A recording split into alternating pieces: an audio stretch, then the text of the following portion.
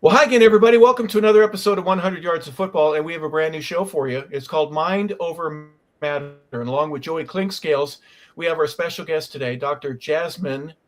Um, Jazzmin Cohen is going to join us today. I was going to say something else. She is a clinical psychologist, and Jazzmin specializes also in sports psychology. She got her degree at the American School of Professional Psychology in San Francisco. So she's a Bay Area girl. Even though it was in San Francisco, she loves Oakland. Even though Oakland doesn't have a team anymore, Joey, you were there. You know a little bit about it. That's right. But first and foremost, Jazzmin, welcome to the show. We want to thank you. What we're going to do is we're going to talk about some things that are a little fragile for some people. And they may not want to talk about it, but we're going to kind of break down some of the barriers and discuss some of the things that are hard to discuss, but they're worthy because they might help somebody in the long run. Mental health is something that is creeping into our daily lives in terms of people need some assistance, and they're more willing than ever to at least go to outside sources to try to find somebody who can help. I'm screaming, I need assistance. And you're one of the people that helps to bring that to light. Can you talk a little bit about your background and how you became involved with not only clinical psychology, but that kind of deciphering it into a real sports-related role? It's such a fascinating aspect of human development. Tell us how you got involved. Yeah, so I got into the field of psychology. Honestly, it's been over about 20 years. And in the process of that, I've worked in all different types of settings, got my bachelor's, my master's, my doctorate, all in psychology. And the doctorate of clinical psychology is what I do now. And working with athletes, it just kind of fell into my lap. It was one of those things where someone was like, hey, I know someone that you would be great with. Do you mind working with them? And I was like, of course, let's do this.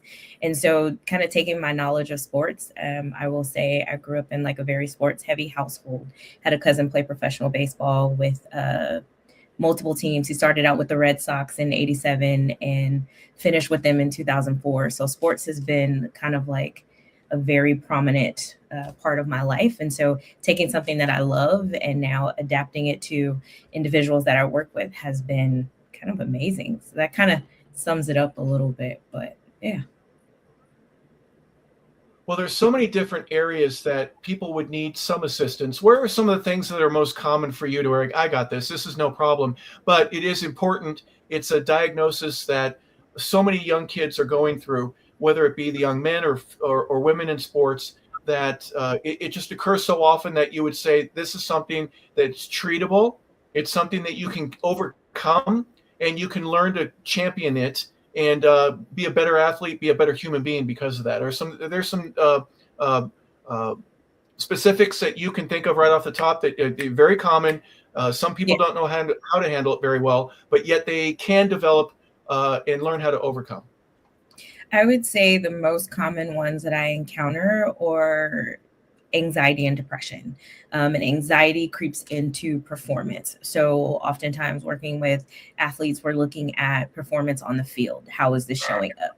Is it causing you to hesitate when you're on the court or on the golf course or on the football field? Like, what is happening in the moment? What are you thinking? What are you feeling? How is it showing up in your body? These are some of the most common things that I deal with and kind of helping people overcome that so that they're able to perform to optimal level.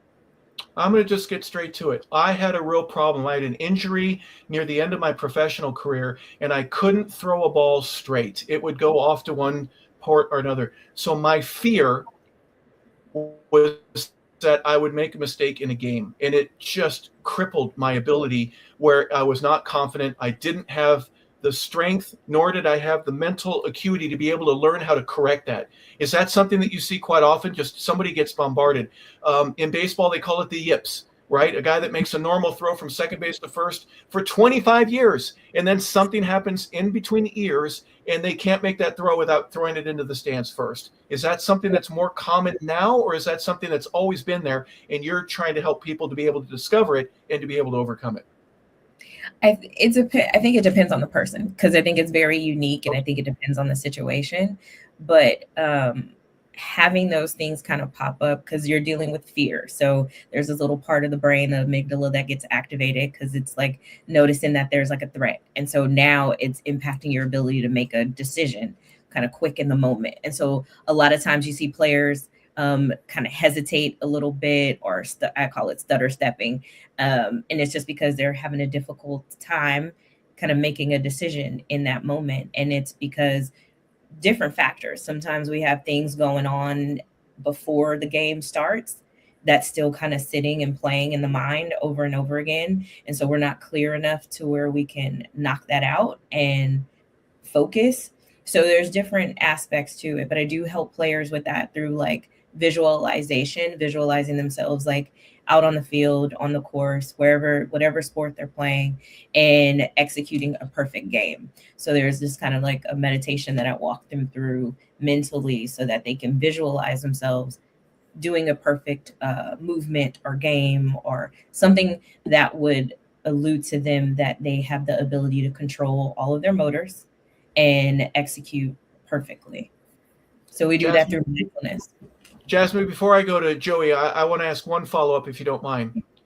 Some players, the biggest fear that they would have is that somebody else finds out. And you just said we need to go over some things and we need to work on it. I would agree with that wholeheartedly. One player I know, for example, was really struggling. He was a second baseman and he couldn't make a lot of easy plays that he had had all his life. He went to one of his coaches and says, I'm really struggling with this right now. I'm going to come in an hour early, and can you hit me some ground balls? I want to get better. That's not an easy thing to do. It's a fear that you have of fielding balls, but there's also a fear of telling somebody who has the opinion or at least has the decision to put you on or take you off the field. Tell me what that's like in some cases for you, to where you have the freedom to be able to ask somebody for help on the team that can assist you to get you back and get your mojo right and start making plays. Yeah, I think it's, a lot of the athletes that I've encountered, we look at how long they've been playing the sport. And sometimes coaches are not the greatest when it comes No way. Come on. Come on. You mean they can yell and scream at you and make you feel upset? Yeah. And so then what happens is now I'm making mistakes. I'm criticizing myself, and I am like afraid to go to this coach because this coach can basically make or break me. They can say, you know what, we're going to sit you out. It's amazing how many athletes I've encountered that have played through injuries because they were so afraid to say, my shoulder hurts, my hip hurts, my knees hurt. I think I tore something in my foot or my elbow, like, because of fear. I don't want to let this person down. So we tend to explore that. And sometimes I have to be mindful because it's like if I'm working with them in a therapeutic way, then it's like, yeah, we can go down that road. If I need to refer them out because we're more of a consulting coaching performance aspect, then I'm like, hey, I need you to get with a therapist because we got to identify a little bit more where this is coming from. But when you've played the game for so long and you have been coached in certain ways, you literally develop a fear of saying, I need help. And that's what coaches want you to get out there on the field and do your job. So I don't want to tell you I can't do my job. Well, it's a couple ways I see that. I've from my background, is there a way to tell or to help athlete know the difference between being hurt and being injured? Because you never want a guy to play hurt. Sometimes they will have to play injured. Yeah. And is it hard for them, especially if they have that fear that you're talking about, a fear of talking to the coach, a fear of talking to the trainer, a fear that they may be cut if they're not playing? Is there a time when they have a tough time realizing whether they're hurt or injured, and if they are, how to manage that? Yeah, I feel like that's every game. Right. To be honest, I feel like that's every game. But, I tend to say you want to play for a short time or a long time because that's the deciding factor. And it's building up that comfort level with knowing that I can't walk. I can't move. I can't get into my stance quick enough. I can't get out of it. It's literally listening to your body. So a lot of times I have them kind of work through different exercises related to like muscles. Because if we listen to the body, we pay attention to the body is going to tell us, yes, I am injured. I cannot keep going. Or it's going to say, this hurts a little bit, but it's fine. We can push through. And it's really getting them comfortable with listening to their body and to their brain. That is the biggest thing, because your makeup is going to tell you there is something off and we cannot continue. Right. But they're going to see it as they're hurt. They're not going to see it as an injury, because then we get into the failure mindset. Mm-hmm. If I'm injured, I failed, I can't play. This is going to impact me. I'm no longer living out my dream. And they get into the negative mindset, which then leads to more mistakes on the field, on the course, and so on. Right. I want to switch it up a little bit, and I want to use a phrase I'm going to call functionally depressed.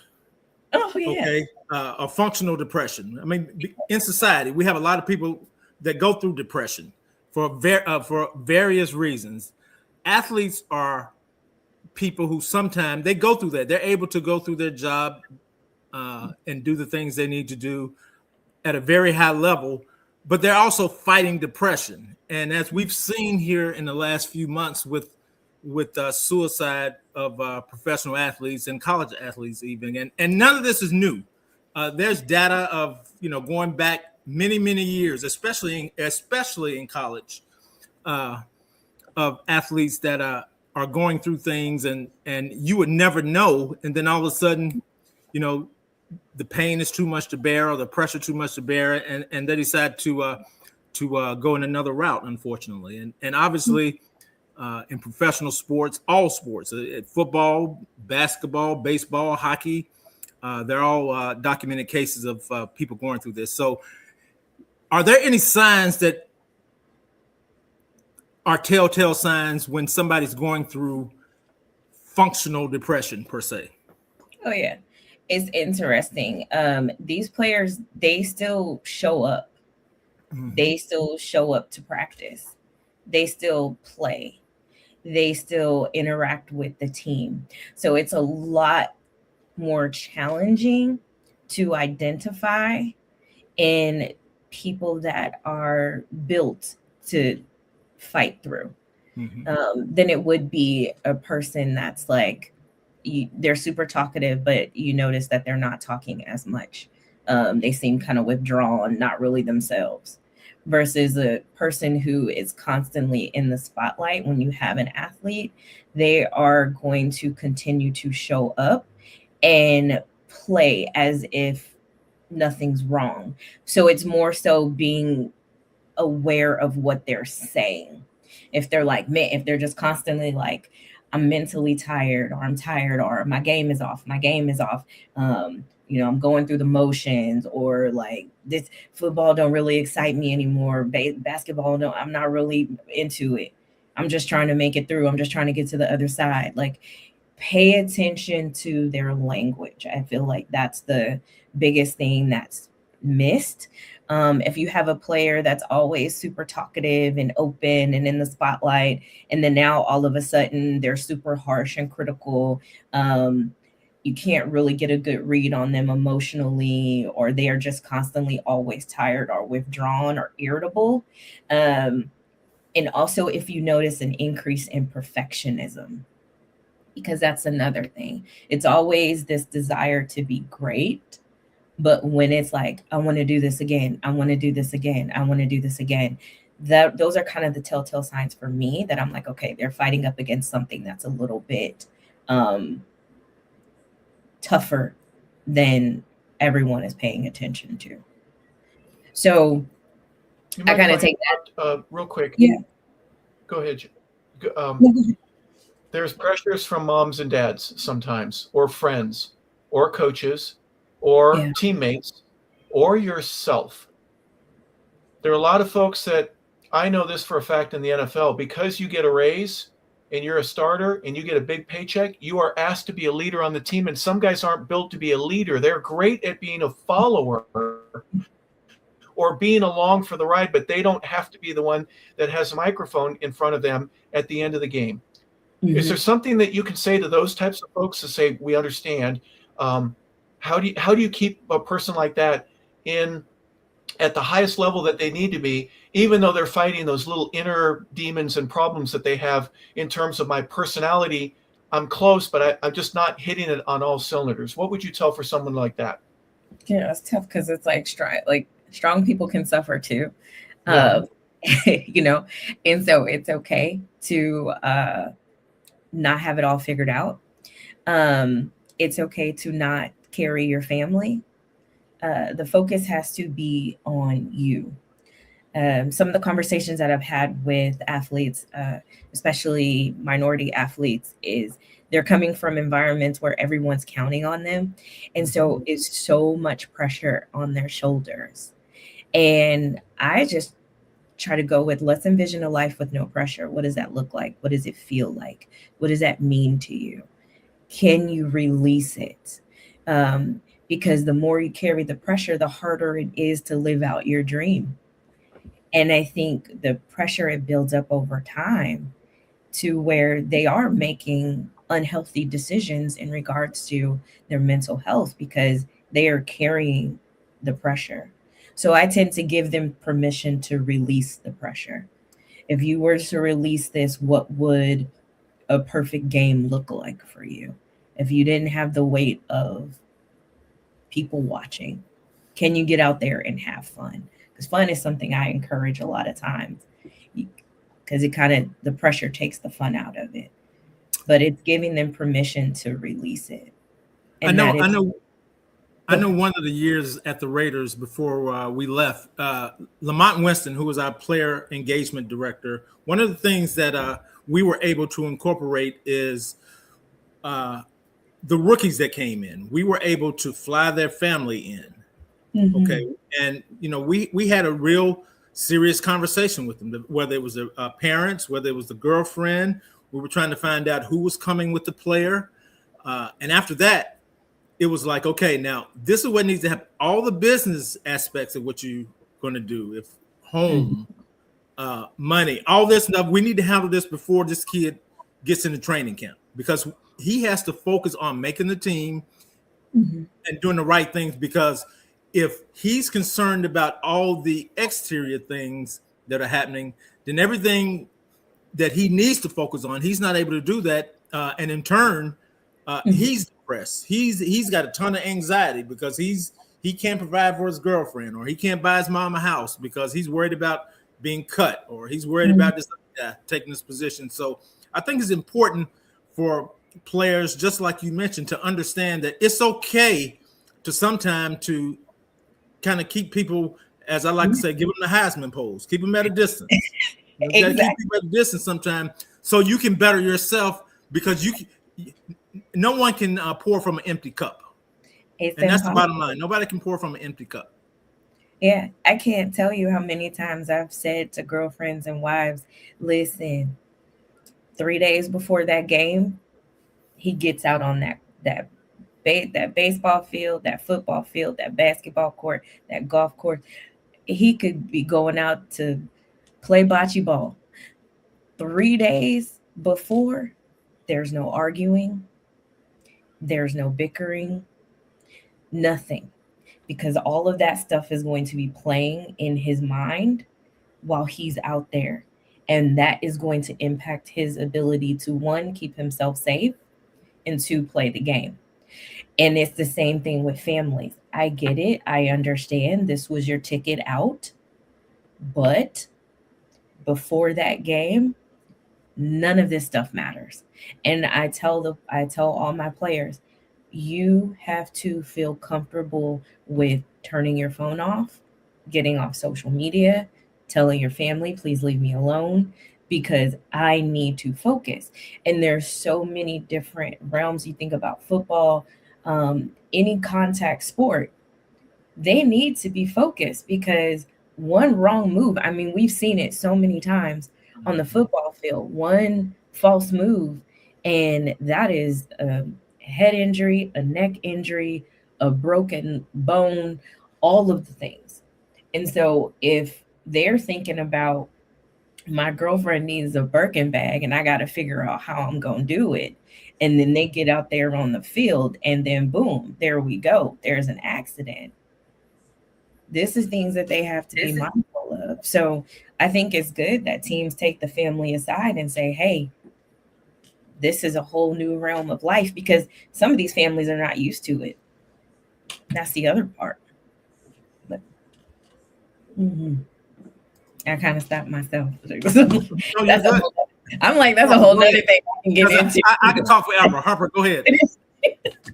Well, you bring up a very interesting topic where I can't not include my family, but you're asking to pump the brakes a little bit, right? You know, and if you've waited, if he's a 21-year-old rookie coming in, you can wait another 6 months for him to wait, you know, for the house payment and all that kind of stuff. Let him actually make some of that money and earn it and learn how to be a pro, because that is something that, you know, if you make it for one day, that's great. But if you make it for 5, 10, 11 years, 15 years, that's making a career out of it. Let's work together to make that happen. I think is that a fair request of a family? It should be. It should be. But a lot of times it's difficult for them to hear that, because they don't know how to put their stuff aside and allow this kid to adjust. Because for a lot of these kids, I mean, their lives change overnight. We all sit and watch the draft, but we don't know what they were experiencing beforehand. And now it's a little different because these kids are able to get paid, you know, but before these were kids that they were coming from nothing, a lot of them. And then overnight, life just changes. And now everything is thrown at them. So they have to have time to adjust and continue to do what they've been doing since the age of 5, 6, 7, 8 years old. But some families get it, some families don't. Is there any portion of what you're... Go ahead, Harper. Jazzmin, if you don't mind, real quick, is there any portion of what you try to teach and coach with some of the kids? There are a couple of examples of guys that have signed really big contracts. And when they do, their desire, their love for the sport, their want to, if you want me to call it that, it kind of disappears because the money is all they've been looking after. Do you ever have an incident or two that occur where it doesn't matter at what age? I've been playing since I'm this high, and they point to their kneecaps and they go, I don't know if I want to do this anymore.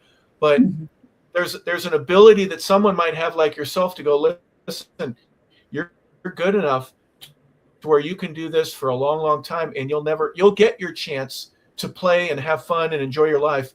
But opportunities like this don't come often. Please be careful if you want to consider giving that up and going in a different direction. Does that ever cross your path in terms of some of the people that you work with? Yeah, and I think it shows up in different ways. Because a lot of times it's like, whoa, I've accomplished this dream. There's a lot of things that comes with it, along with responsibility. And that's scary. And so it's easy to retreat and run away than to show up. And so it happens in different realms. Sometimes it's the pressure of like, can I actually perform to the best of my ability now? And that gets overwhelming. And so working through that's the performance piece, a lot of the mindset coaching that comes in with reframing thoughts around their ability to actually show up and perform.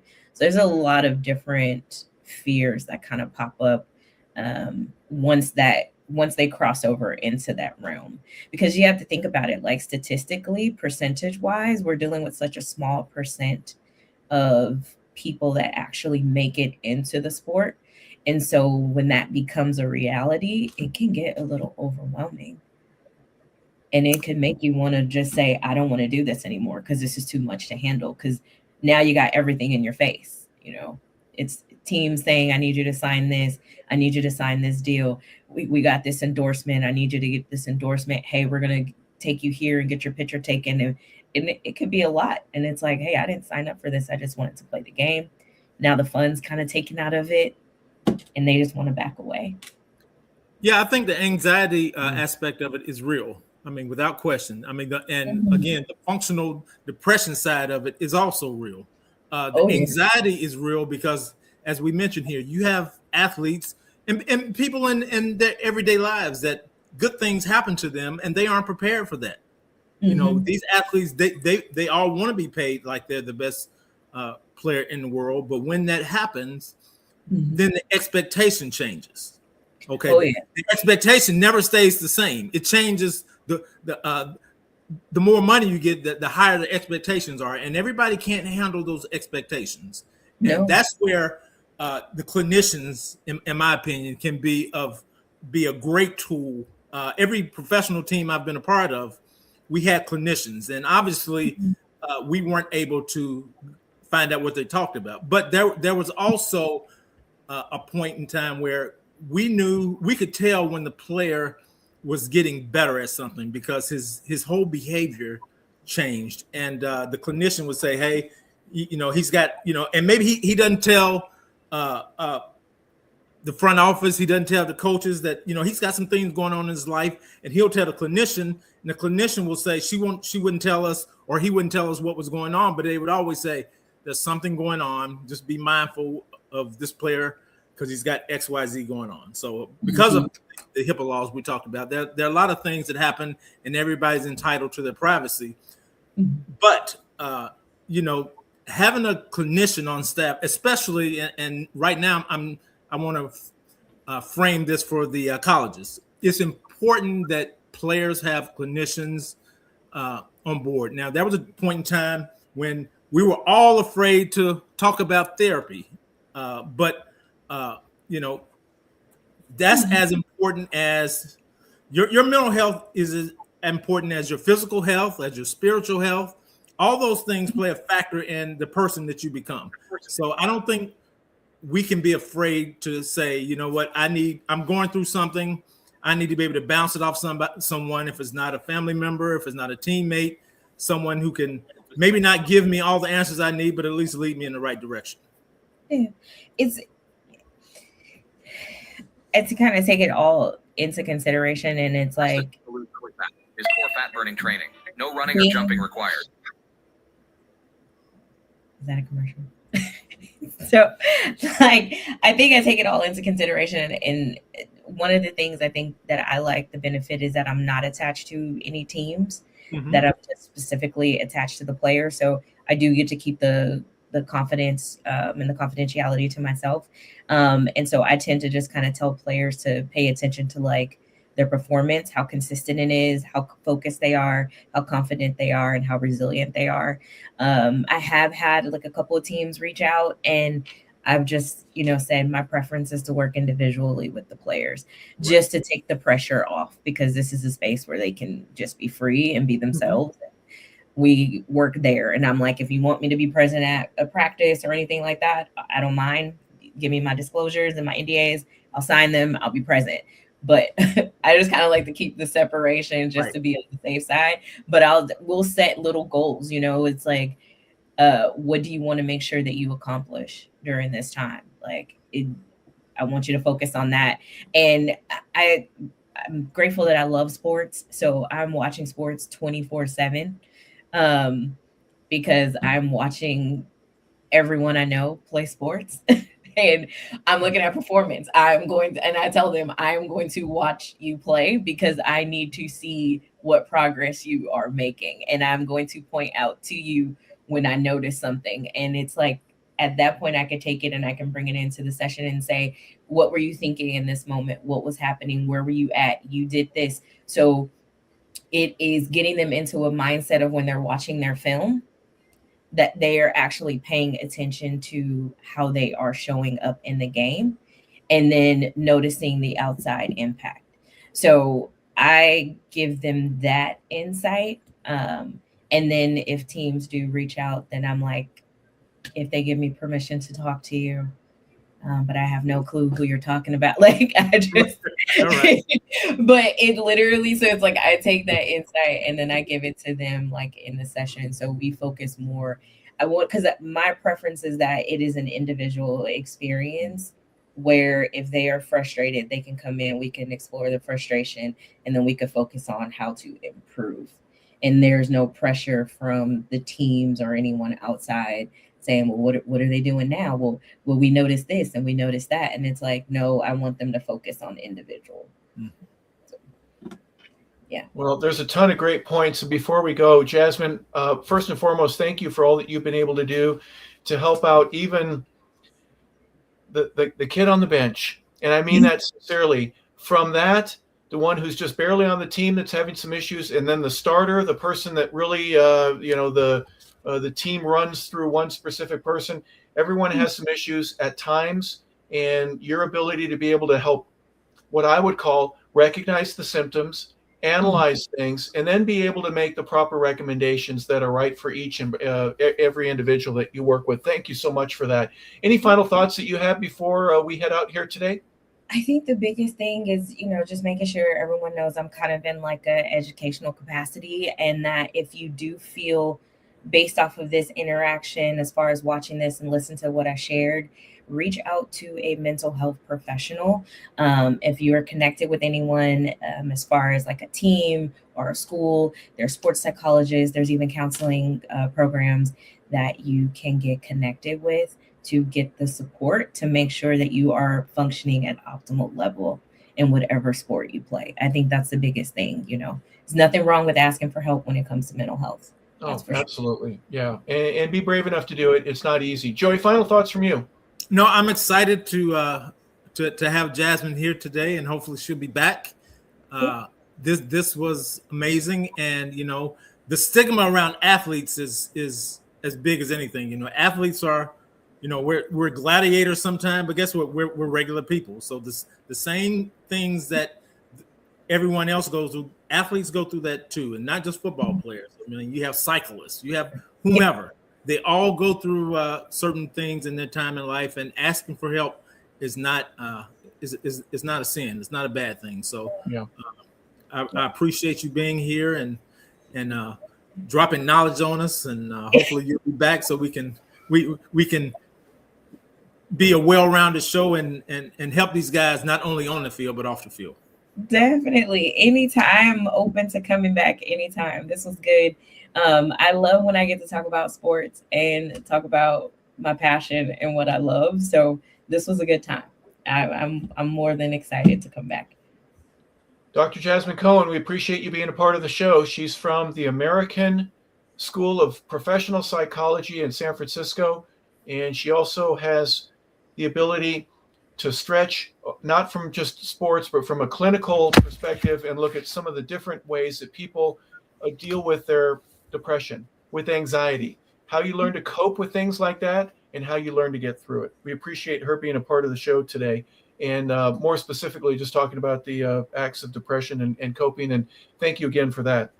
We want everyone to be at peace and ultimately be in control and be comfortable with where they are, not only playing, but in every aspect of their life. So, Jazzmin, thank you again for being with the show. We thank you for being a part of the show as well. This has been 100 Yards of Football. This is a brand new show that we have, so we want to introduce Jazzmin and let her and Joey Clinkscales help ride the pace here of talking about some tough things, the psychology of sports, and how you can train your mind and your body to be the best that you possibly can be. We appreciate you being a part of the show here today. If you like it, please subscribe and tell a friend. In the meanwhile, we want to say thank you for watching. This has been a part of 100 Yards of Football with Dr. Jazzmin Cohen, with Joey Clinkscales. I'm Harper LeBel saying thank you for tuning in, everybody. Have a fantastic